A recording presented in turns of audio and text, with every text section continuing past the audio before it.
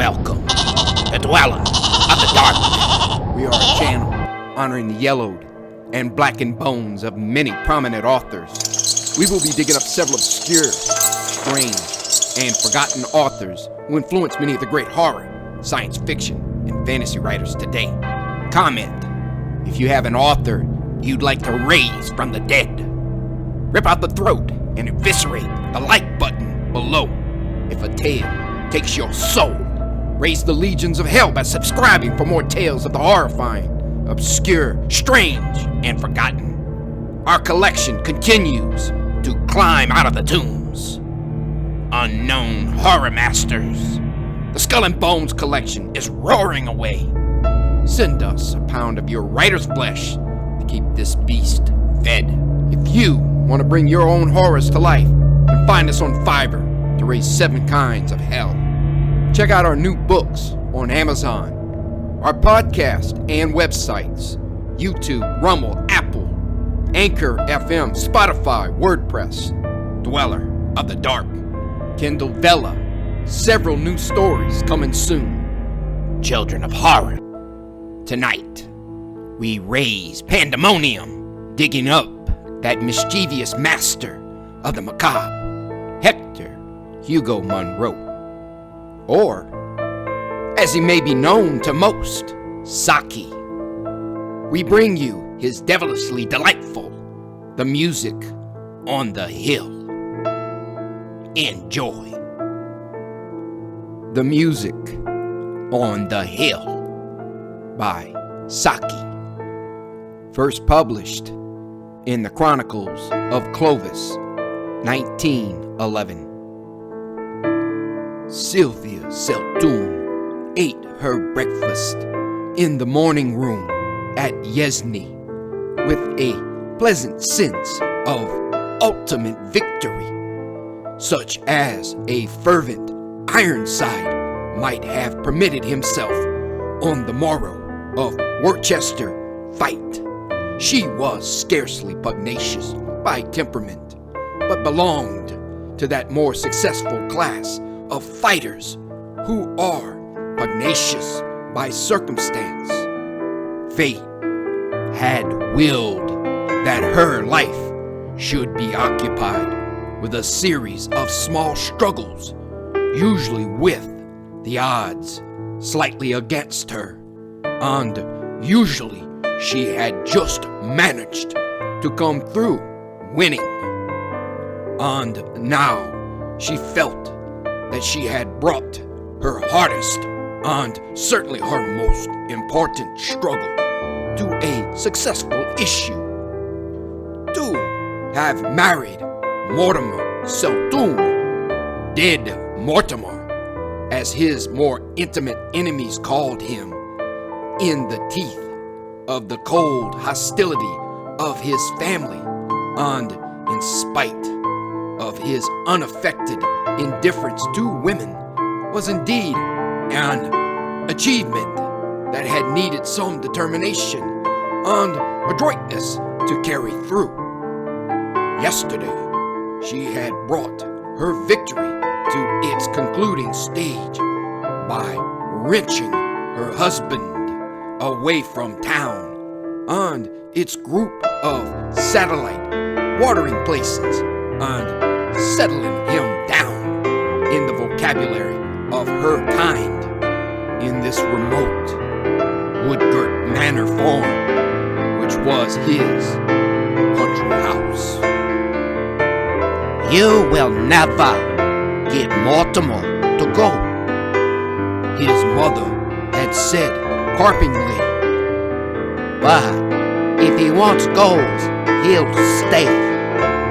Yezny throws almost as much a spell over him as town does. One can understand what holds him to town. But Yezny? And the dowager had shrugged her shoulders.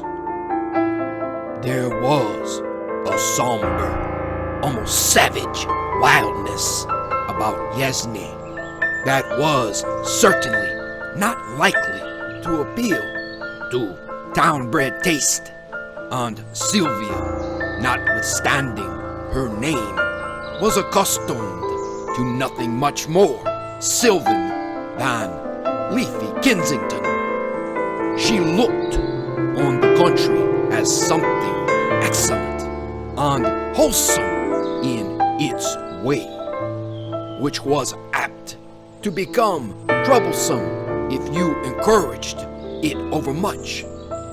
Distrust of town life had been a new thing with her, born of her marriage with Mortimer, and she had watched with satisfaction the gradual fading of what she called the German street look in his eyes as the woods and heather of Yezny had closed in on them yesternight. Her willpower and strategy had prevailed. Mortimer would stay.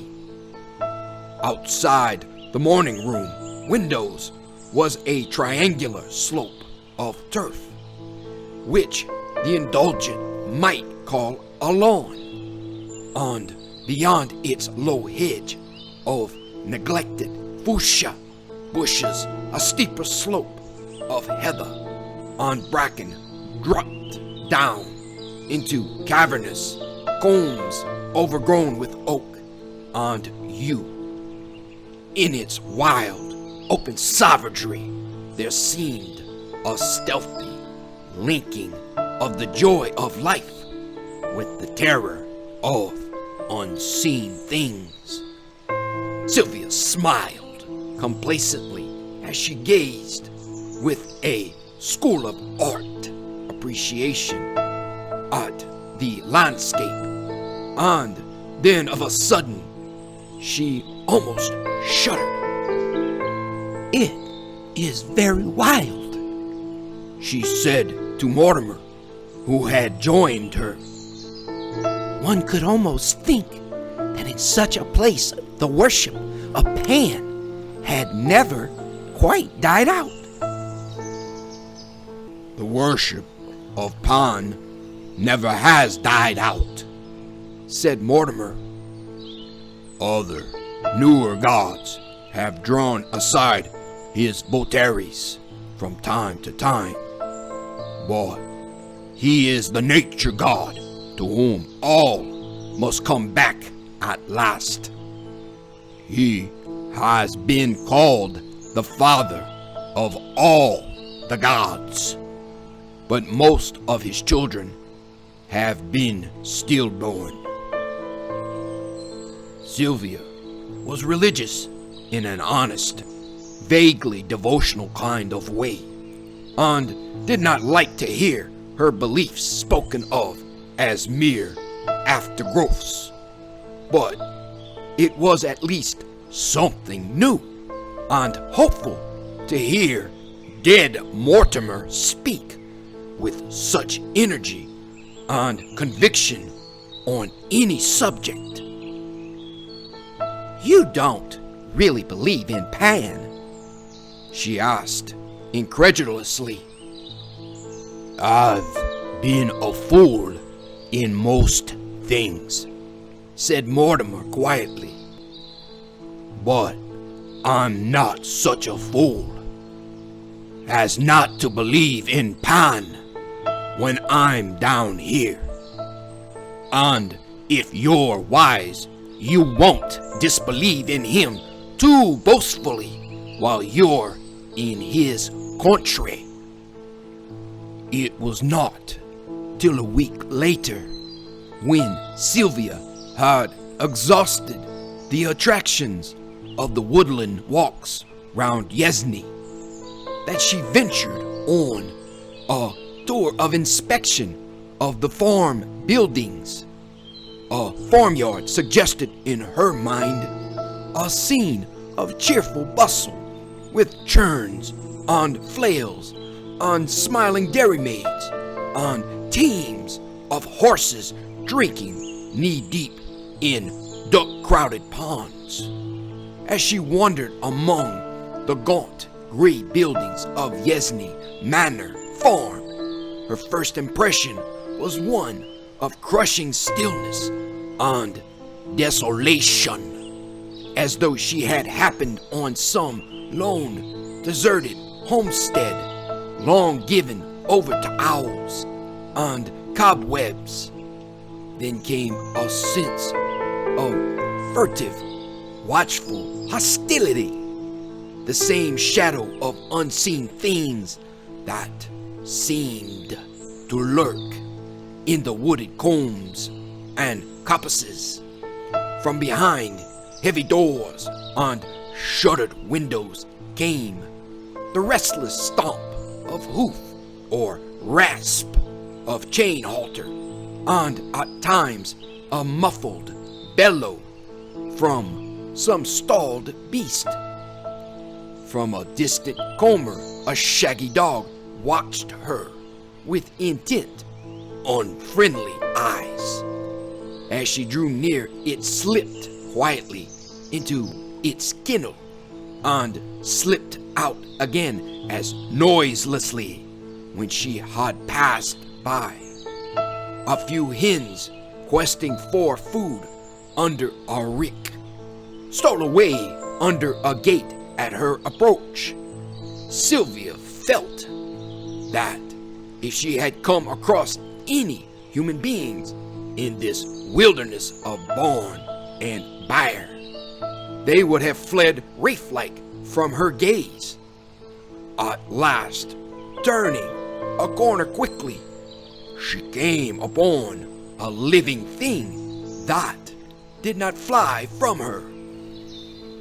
Astretch in a pool of mud was an enormous sow, gigantic beyond the town woman's wildest computation of swine flesh, and speedily alert to resent and, if necessary, repel the unwanted intrusion.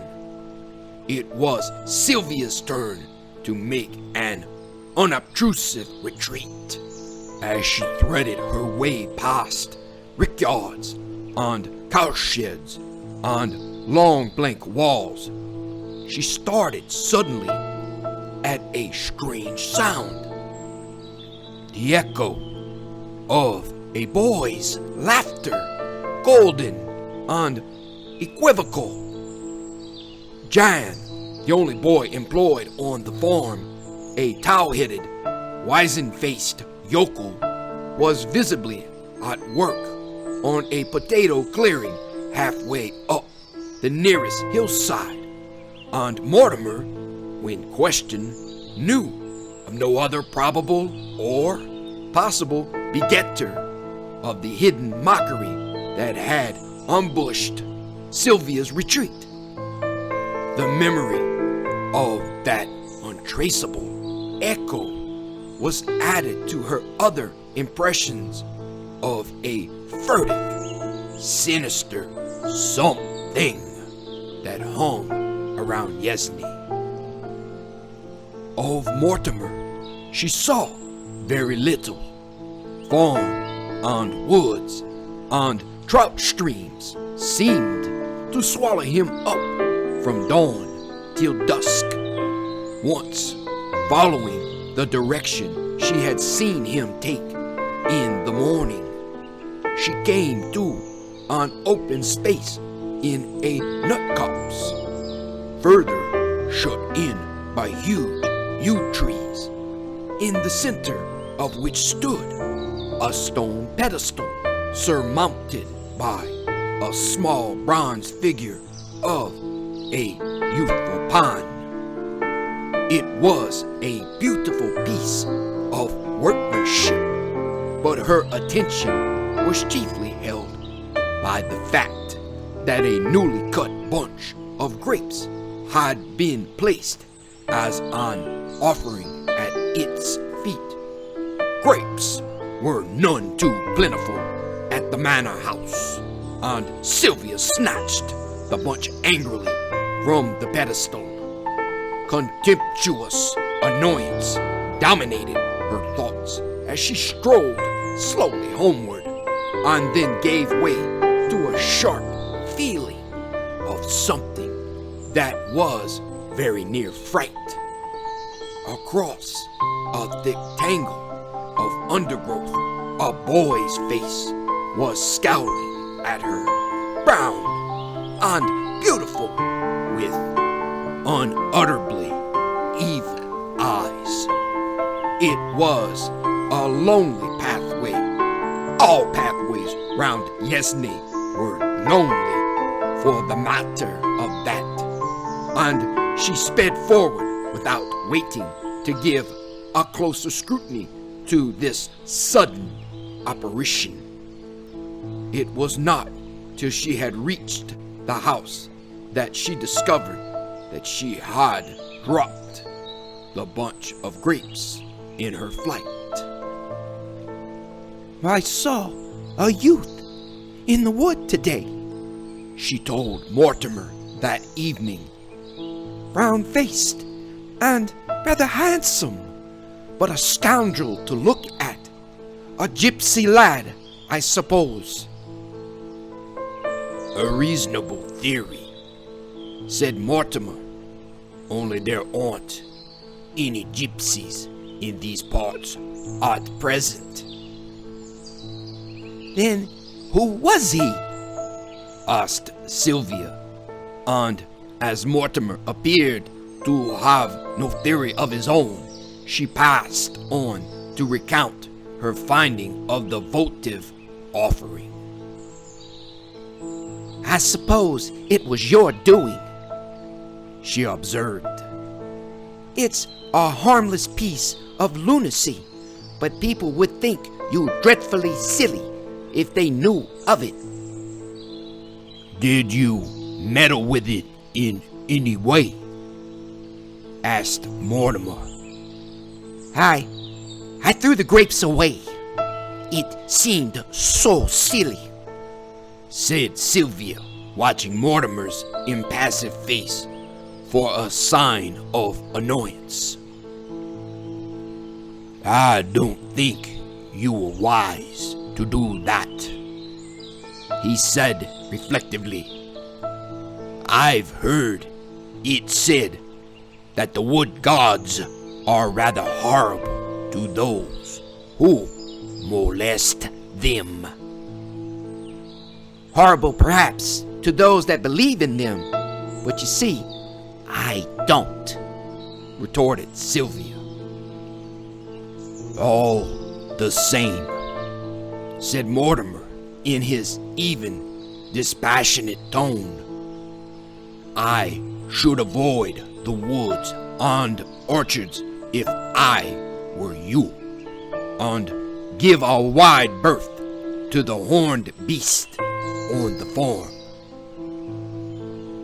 It was all nonsense, of course, but in that lonely, wood-girt spot, nonsense seemed able to rear a bastard brood of uneasiness. Mortimer, said Sylvia suddenly, I think we will go back to town sometime soon. Her victory had not been so complete as she had supposed. It had carried her on to ground that she was already anxious to quit. I don't think you will ever go back to town, said Mortimer. He seemed to be paraphrasing his mother's prediction as to himself. Sylvia noted with dissatisfaction and some self-contempt that the course of her next afternoon's ramble took her instinctively clear of the network of woods. As to the horned cattle, Mortimer's warning was scarcely needed, for she had always regarded them as of doubtful neutrality at the best. Her imagination unsexed the most matronly dairy cows and turned them into bulls liable to see red at any moment.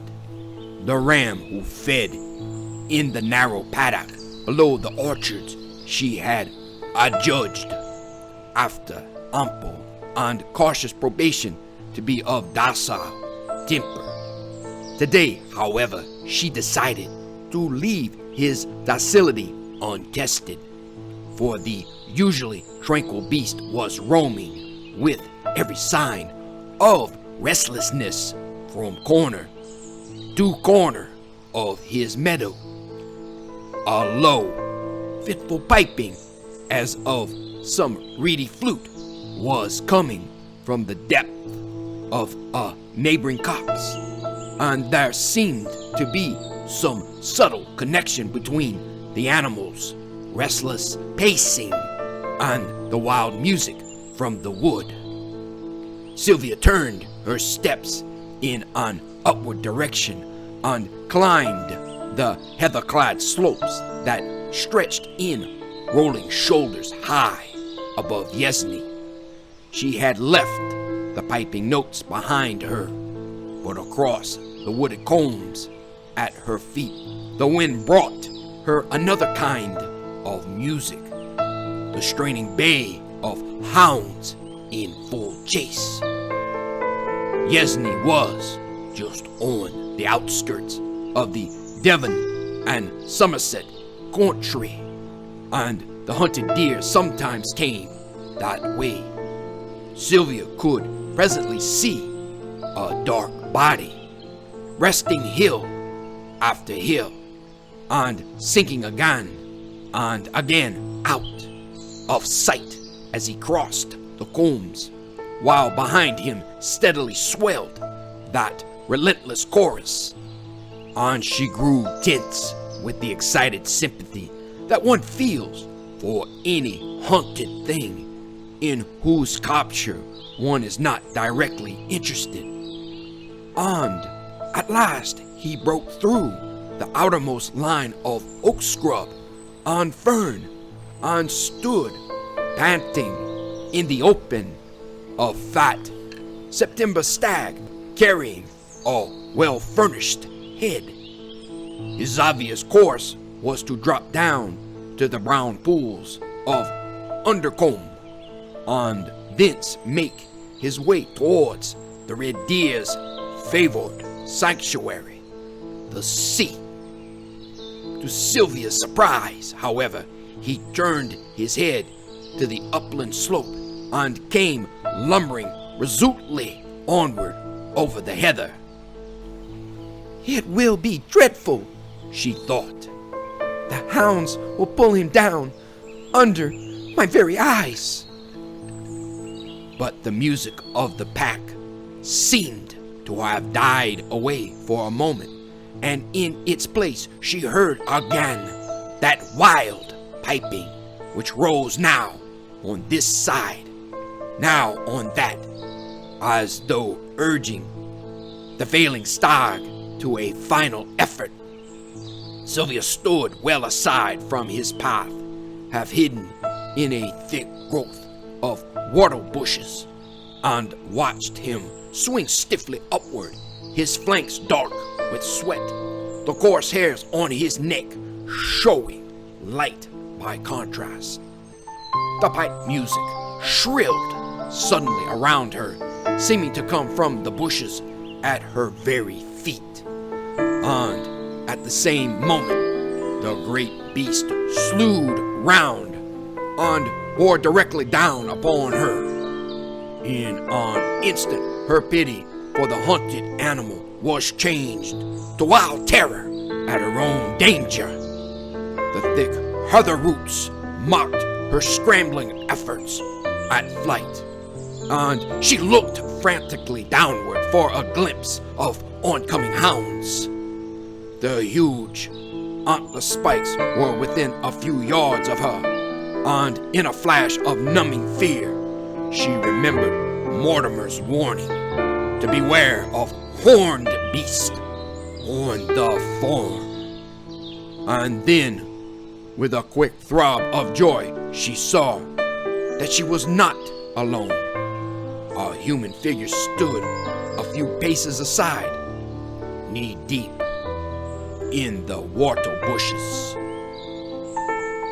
Drive it off! She shrieked, but the figure made no answering movement. The antlers drove straight at her breast. The acrid smell of the hunted animal was in her nostrils, but her eyes were filled with the horror of something she saw other than her oncoming death. And in her ears rang the echo of a boy's laughter, golden and equivocal.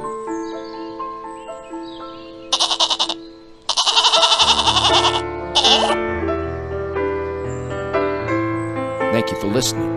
Have a great night.